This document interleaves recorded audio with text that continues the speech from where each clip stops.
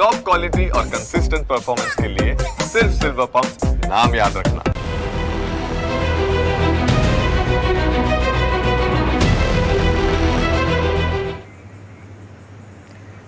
આત્મનિર્ભર ભારત અભિયાન પણ અને આંદોલન પણ આ એટલા માટે સવાલ થાય કેમ કે પ્રધાનમંત્રી નરેન્દ્ર મોદી કે જેમણે 5 વાગે રાષ્ટ્રજોગ સંબોધન કરતા બે રીતે અલગ અલગ રીતે લોકોને શુભકામના પાઠવી।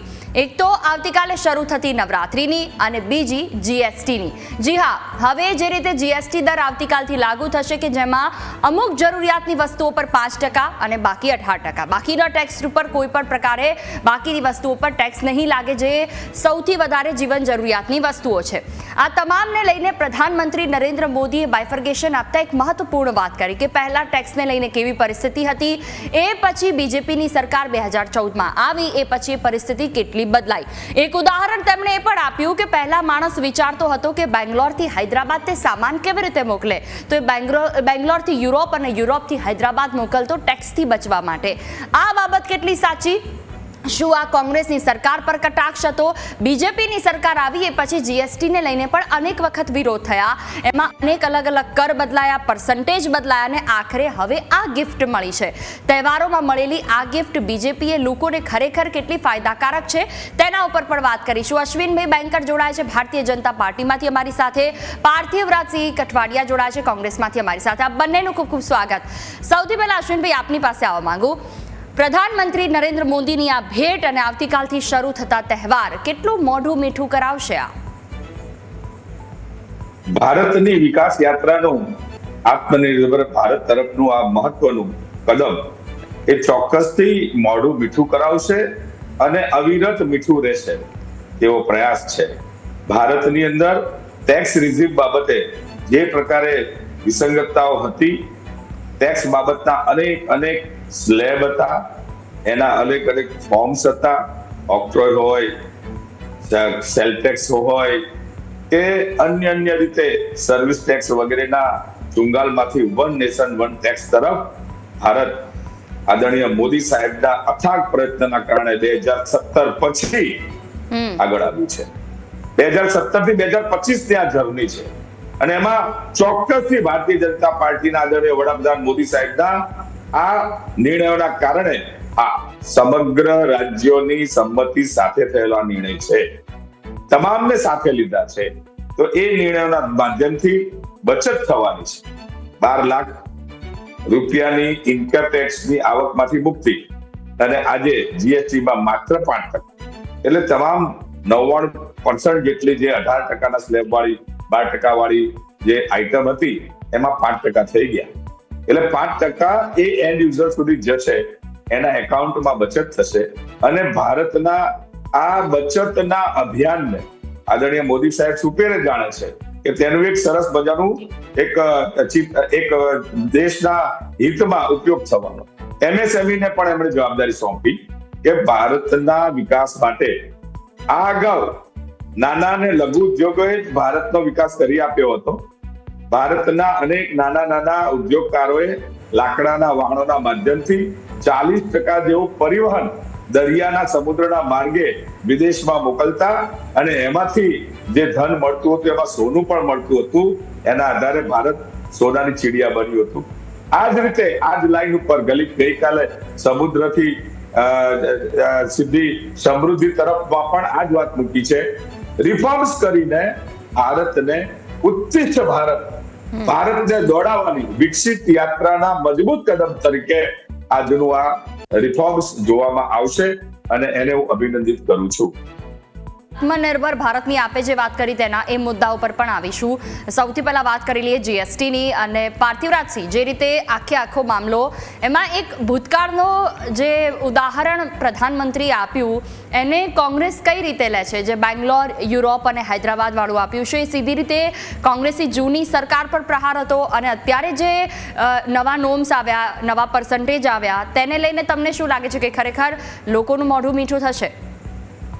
ખાસ કરીને છેલ્લા 11 વર્ષથી જેમનું શાસન છે અને 11 વર્ષના શાસનમાં પણ જો એમને ભારતીય રાષ્ટ્રીય કોંગ્રેસ ઉપર જ દોષારોપણ કરવાનું હોય અને પોતાની જે પણ કાર્યશૈલી અને પોતે ઇમ્પ્લિમેન્ટ કરેલા કાર્યો એના વખાણ ના કરી શકતા હોય તો આનાથી અસફળ સરકાર એકે ના હોઈ શકે.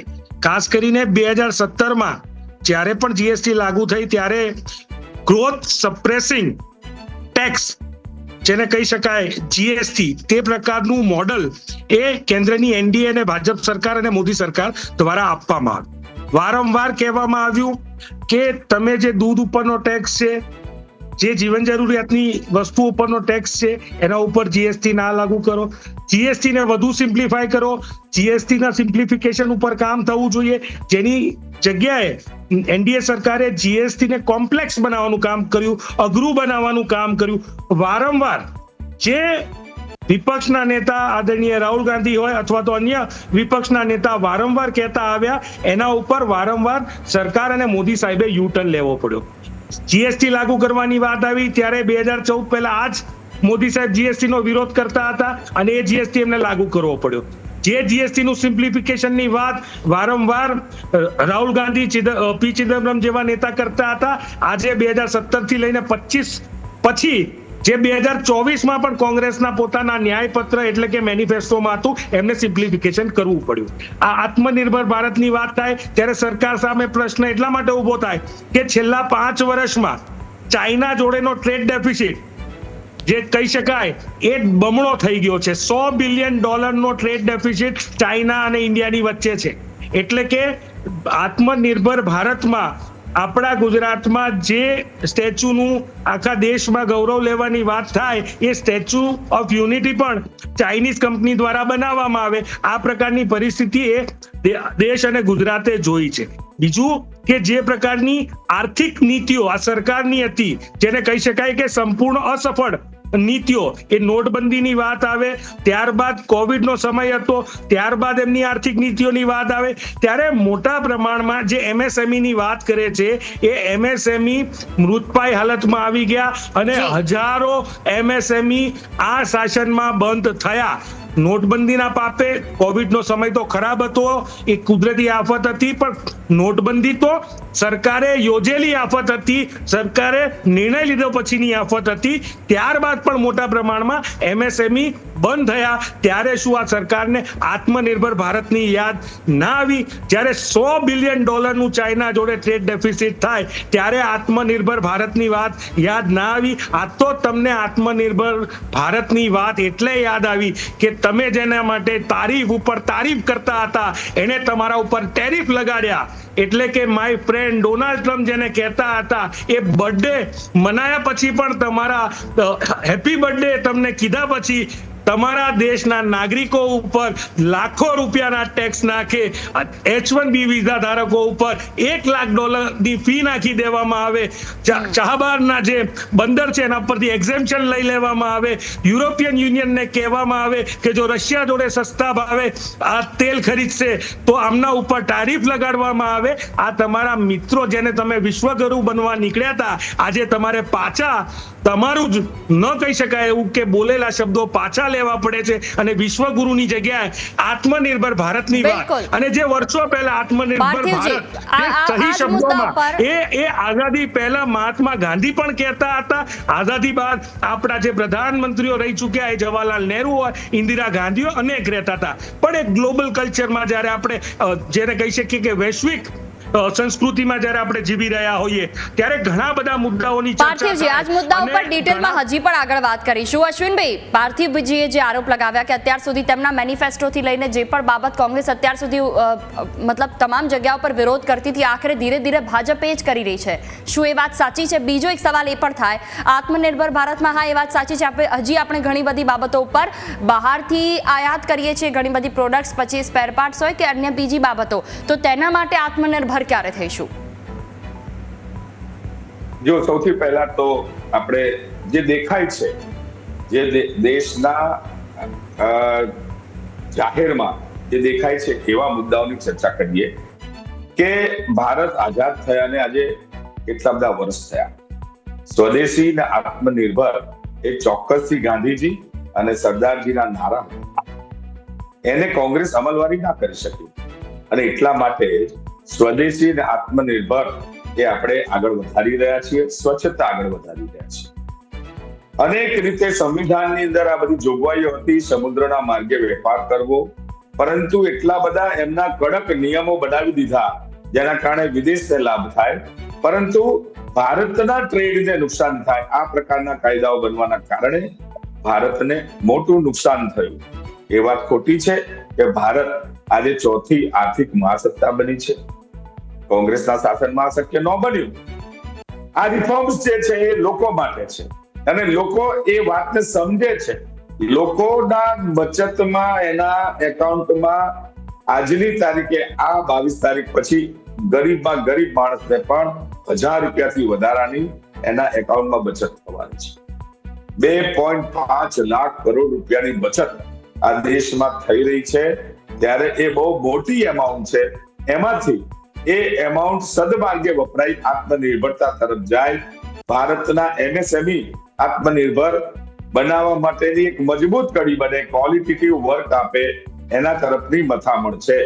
એમને એના સંશોધનો માટે, એને સુવિધાઓ માટે નિયમો હળવા કરી અને પછી એને આર્થિક મજબૂતીકરણ કરવા માટે રાજ્ય સરકાર, કેન્દ્ર સરકાર આગળ આવે. પણ અશ્વિનભાઈ, એક સવાલ એ પણ ઉભો થાય, માફ કરજો રોકવા માંગીશ, એક સવાલ એ પણ ઉભો થાય કે અત્યારે એવી શું પરિસ્થિતિ આવી કે જેના કારણે જે આટલા અલગ અલગ પર્સન્ટેજમાં જીએસટી હતા એ માત્ર 2 ઉપર લાવવા પડ્યા?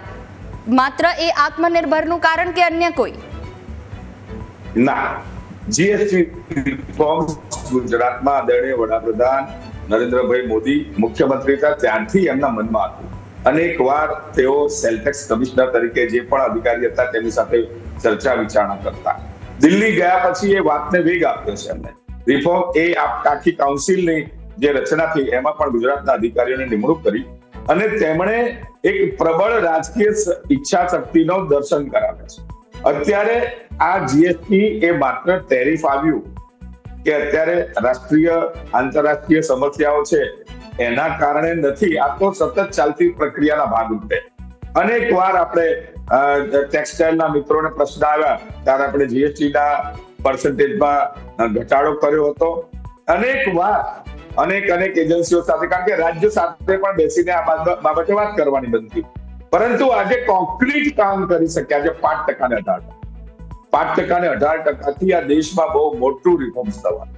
આ રિફોર્મ્સ કોંગ્રેસના ગળે નહીં ઉતરે, સ્વાભાવિક છે. અશ્વિનભાઈ, જો 5% ને 18% થી કોન્ક્રીટ કામ થવાનું હતું તો જ્યારે જીએસટી આવ્યો ત્યારે જે 5-18% હોત તો વધારે સારું હોત.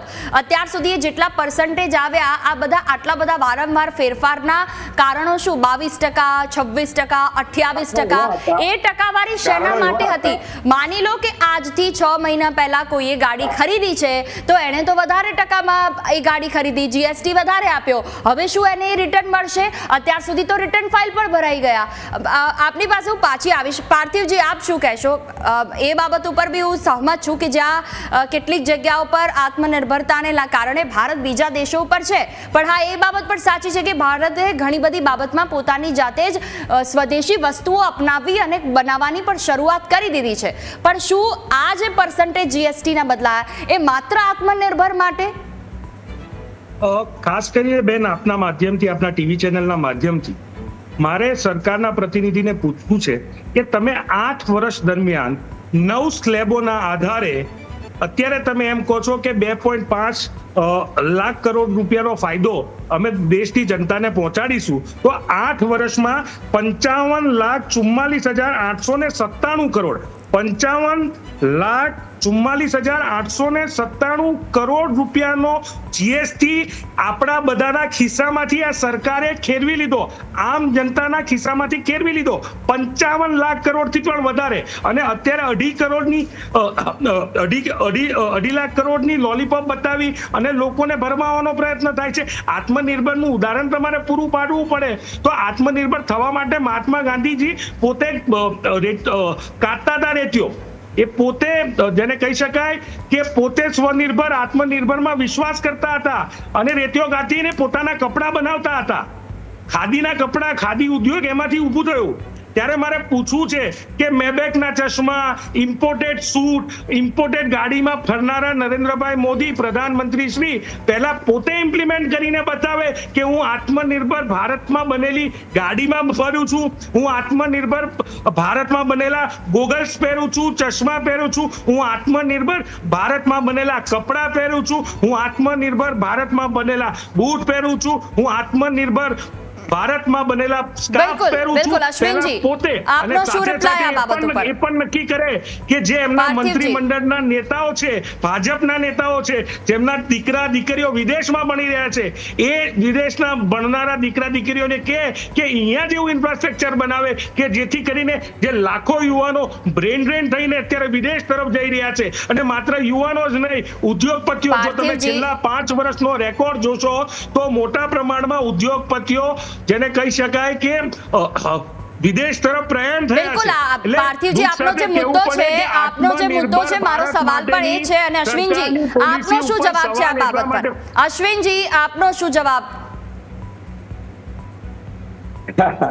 આજે મને લાગે છે કે પાર્થિવભાઈ, હું આ દેશના બહુ મોટા ઐતિહાસિક રિફોર્મ્સની વાત થઈ છે ત્યારે કટુરતા નથી કરવામાં.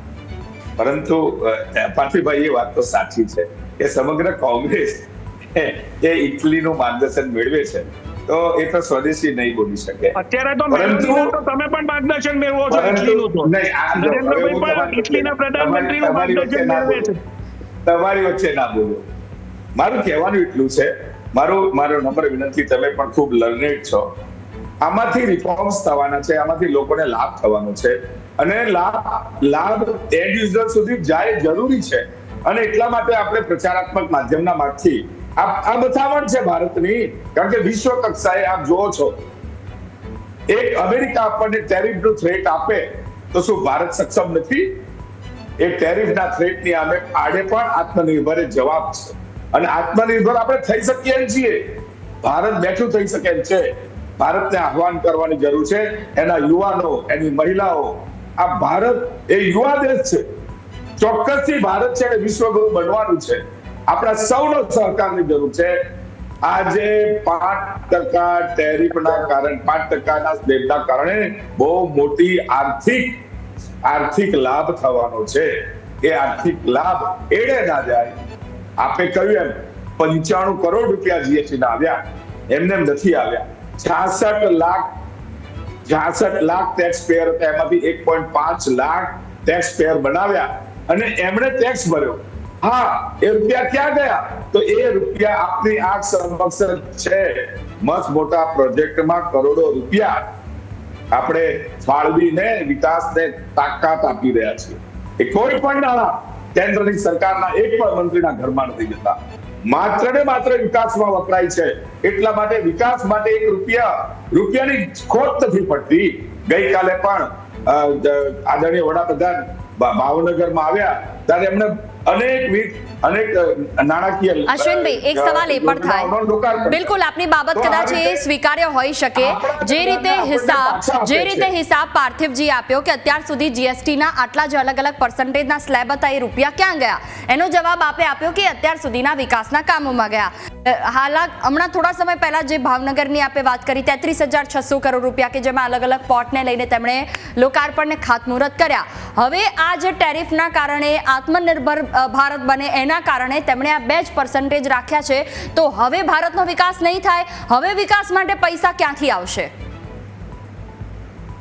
હા, બહુ મોટી વાત કરી છે આપણે.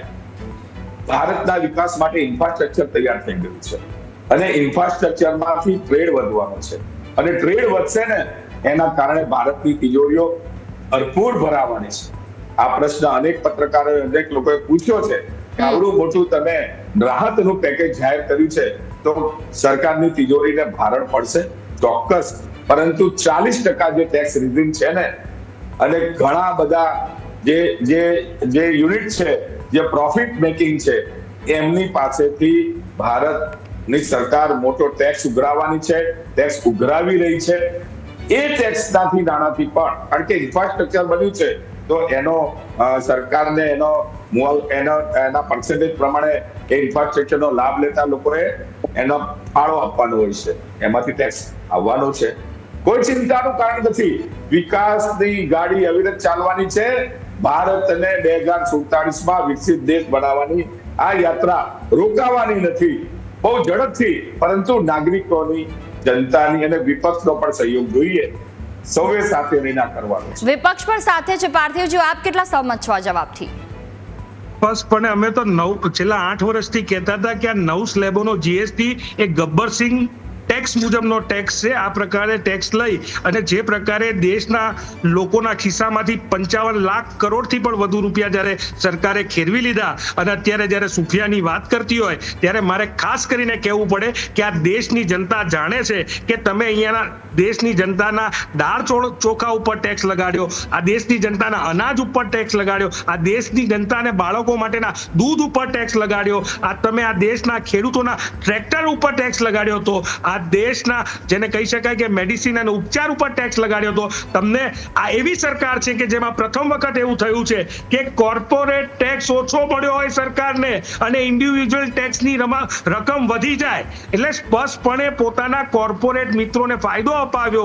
તમારી મનસા હોત કે દેશની જનતાને હજી બેનિફિટ આપવા છે તો પેટ્રોલિયમ પ્રોડક્ટ, પેટ્રોલ અને ડીઝલ તમે જીએસટી હેઠળ કેમ ના લાવ્યા? તમે ઇલેક્ટ્રિસિટી જીએસટી હેઠળ કેમ ના લાવ્યા? આ સૌથી મોટો સવાલ ઉભો થાય છે. સ્પષ્ટપણે હમણાં જે કહેતા હતા કે જે તારીફની વાત કરે છે, ટેરિફની વાત કરે છે, અમેરિકાથી અમે ડરવાના નથી, ત્યારે 42 વખત અમેરિકાના પ્રેસિડેન્ટ ડોનાલ્ડ ટ્રમ્પ બોલ્યા છે કે ભારત અને પાકિસ્તાન વચ્ચે યુદ્ધ વિરામ મેં કરાયું. એક શબ્દ આટલા દંડા માર્યા પછી પણ ડોનાલ્ડ ટ્રમ્પની વિરુદ્ધમાં આ દેશના પ્રધાનમંત્રી કરતા દેશ વધારે ઉપર હોવો જોઈએ. પ્રધાનમંત્રીએ બહાર આવીને બોલવું જોઈએ કે આ વ્યક્તિ ડોનાલ્ડ ટ્રમ્પ જૂઠું બોલે છે. એક પણ શબ્દ ડોનાલ્ડ ટ્રમ્પની વિરુદ્ધમાં આવીને ક્યારે પણ આ દેશના પ્રધાનમંત્રી નથી બોલ્યા. તેના દેશનું નાગરિકોને દુઃખ થાય છે.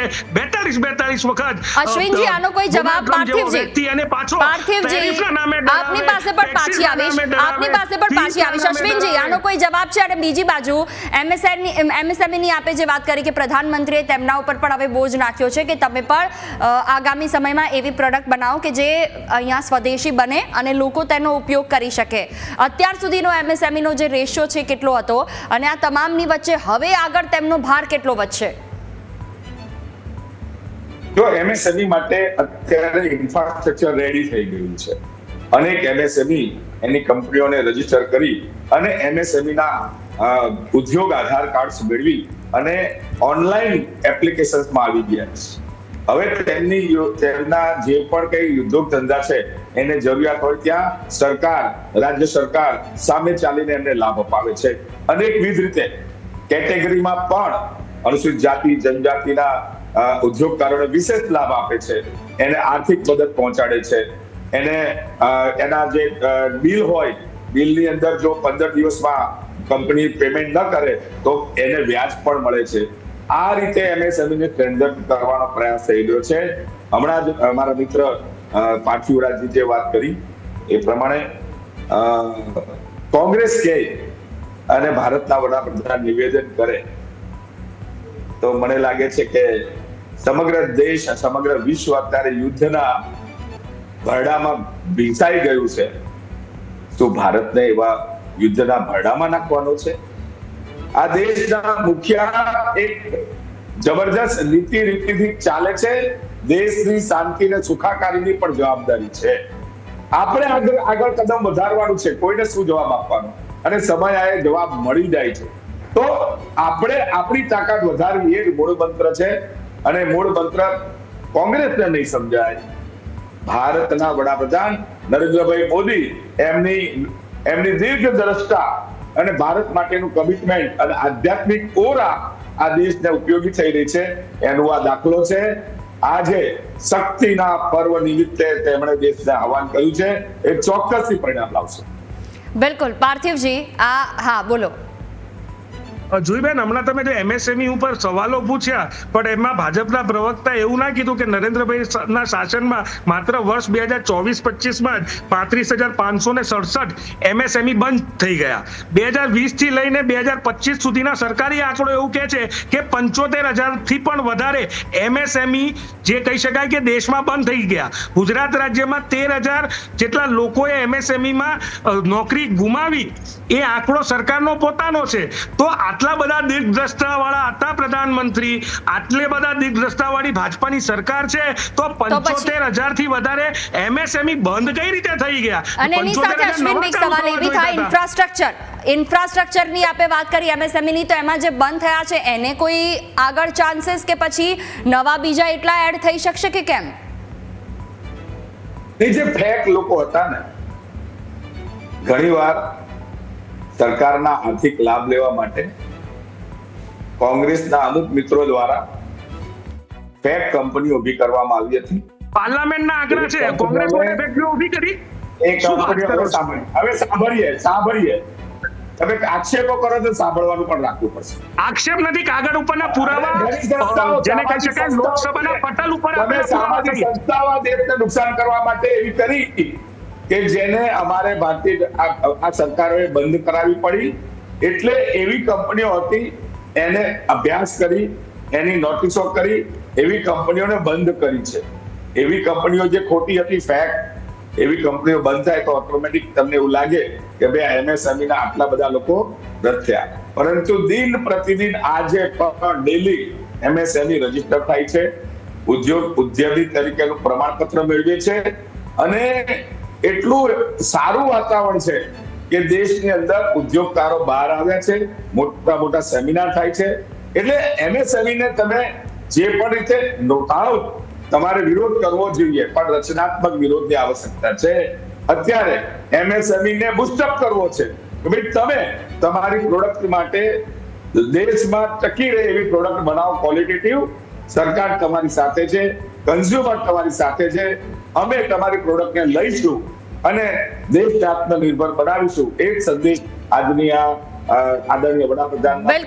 બિલકુલ અશ્વિનભાઈ, પાર્થિવજી, જે આખો મામલો હતો એમાં તો એમણે એમ કહી દીધું કે એ ફેક અકાઉન્ટ હતા, કે એ ફેક MSME કંપનીઓ હતી કે જેને બંધ કરવામાં આવી છે. આ સાથે સાથે સરકાર હવે નવું ઇન્ફ્રાસ્ટ્રક્ચર લાવી રહી છે.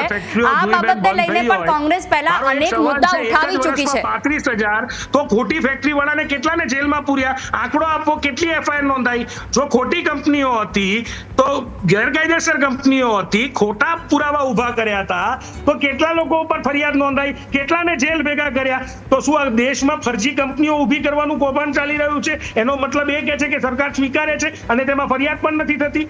એટલે સ્પષ્ટપણે મારે સરકારના પ્રતિનિધિ તરીકે અશ્વિનભાઈ બેઠા છે ત્યારે જે પ્રકારની વાતો કરે છે, એક વર્ષમાં 35,000 થી વધારે કંપની 2024-25ના વર્ષમાં બંધ થઈ જતી હોય છતાં પણ ભાજપના પ્રવક્તા એમ કે આ ફેક ફેક્ટરીઓ હતી. મને એવું લાગે છે કે આ MSME ના જે લોકો, મહેનતુ લોકો છે, જે પોતાના અસ્તિત્વ માટે સંઘર્ષ કરી રહ્યા છે, તેમનું અપમાન છે. અને જો ખોટી રીતે બનેલી કંપનીઓ છે, ખોટા કાગળો ઉપર બનેલી કંપનીઓ છે, તો આદરણીય અશ્વિનભાઈ બેંકરને કહી કે વ્યક્તિઓ પર ફરિયાદ નોંધાવી જોઈએ, કેટલી ફરિયાદ નોંધાઈ એનો ફિગર આપે, આંકડો આપે.